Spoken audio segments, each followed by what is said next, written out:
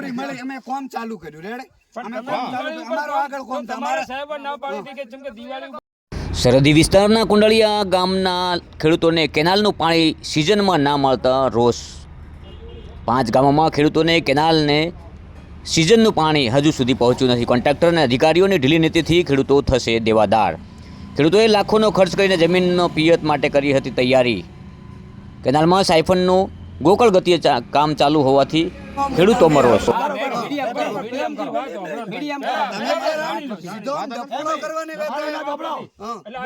મંજૂરી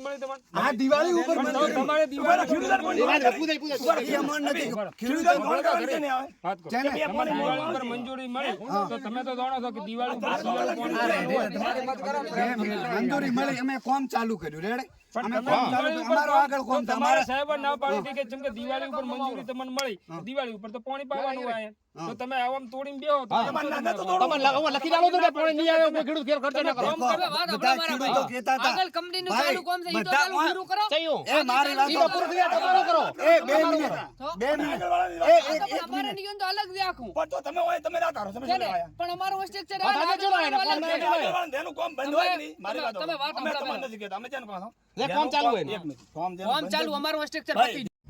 કુંડળિયાની કેનાલનું કામ 1 મહિનાથી અમે દેખો ચાલે છે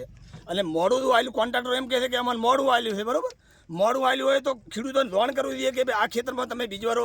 નાખતા નહીં આ ખેતરમાં આટલી તારીખ સુધી પાણી મળશે નહીં આવી એમની જવાબદારી નહીં સાહેબ અમારી 4 ગામ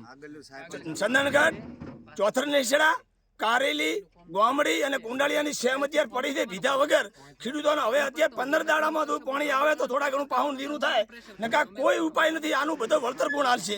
એટલે મહેરબાની કરીને અમારા જે મોટા મોટા નેતા જે હોય અમારા વોટ લેવાના વિસ્તારના હોય એમને પણ અમને ઓખો ફોડીને દેખવું પડે કે આ કુંડાળિયાની પોઝિશન શું છે અમારા ખેડૂતો અત્યારે